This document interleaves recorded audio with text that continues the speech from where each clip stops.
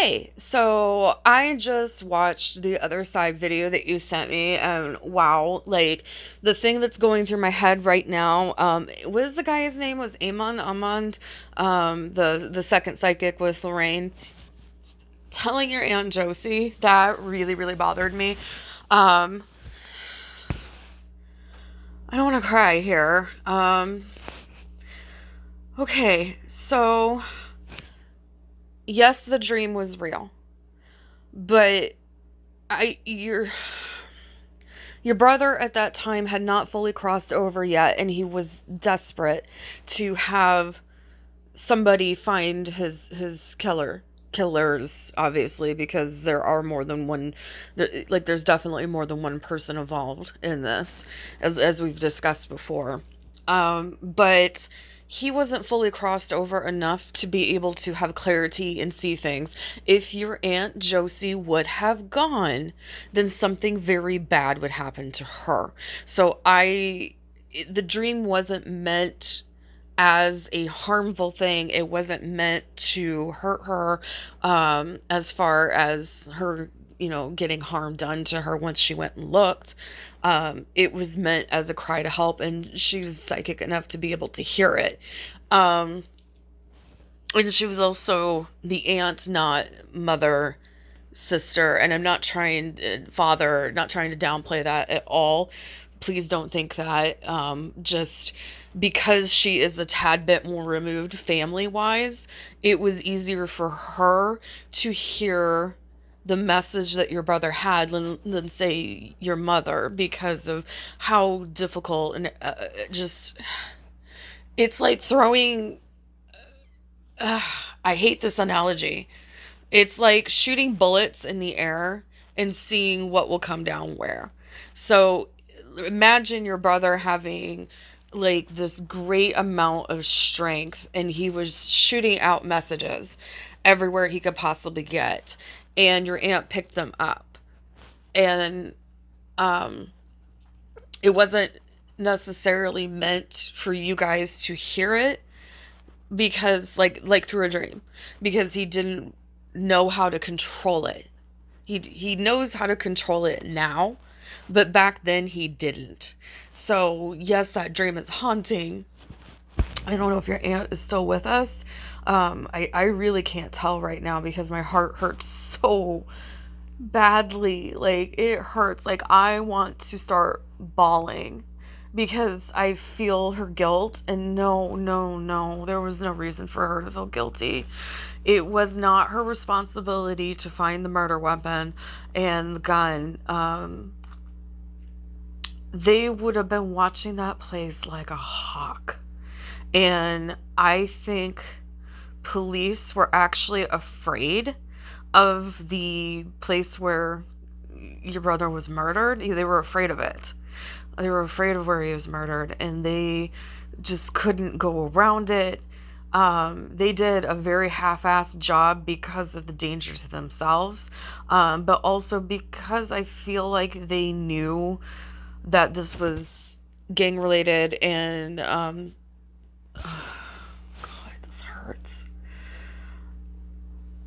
There were people involved that probably could have done something to them and their own.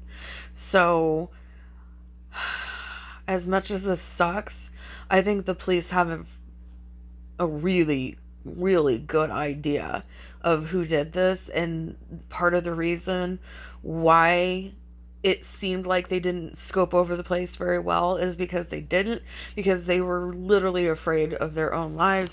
I almost will take it a step further and say that somebody came to a certain police officer and threatened their family, and the police officer took it seriously. So this would be not the head police officer that was in charge of it, but somebody that was like directly below him. So if you see a triangle here, so like say here's the head guy, okay?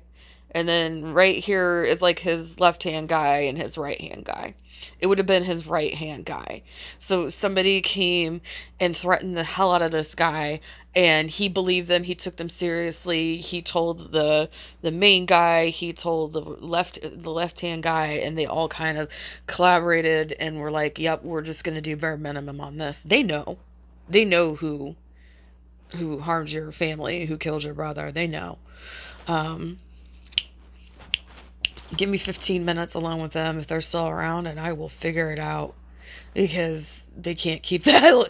They can't keep that to themselves. In fact, I would hope that somebody is still around with this case that had something directly to do with this, so I could talk to them. But um, your brother's not going to tell me, but I can tell through somebody else. But he wants the story to be told. Like, for no doubt, no doubt he wants the story to be told.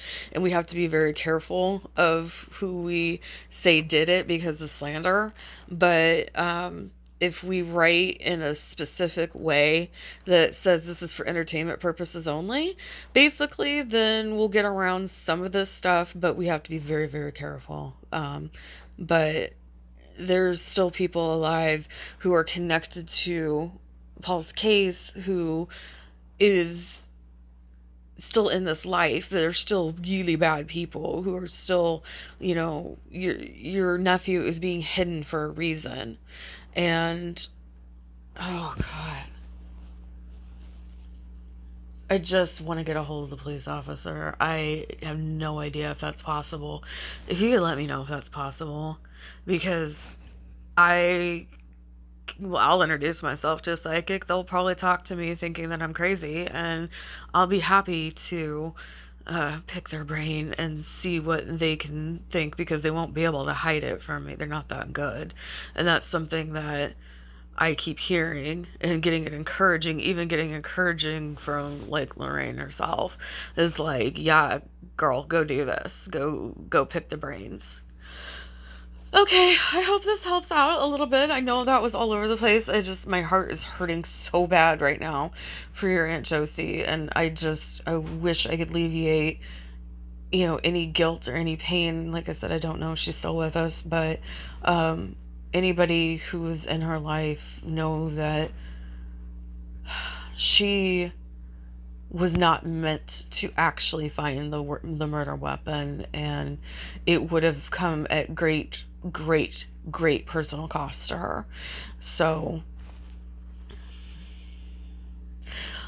okay, I'm okay. It just hurts, and I can't imagine how much you're hurting. I can't. Um, that's why we're gonna fight. We're gonna fight. I promise you, we are gonna fight, and we are going to do the best we can to figure out who did this. Okay. All right. I will talk to you later. Bye.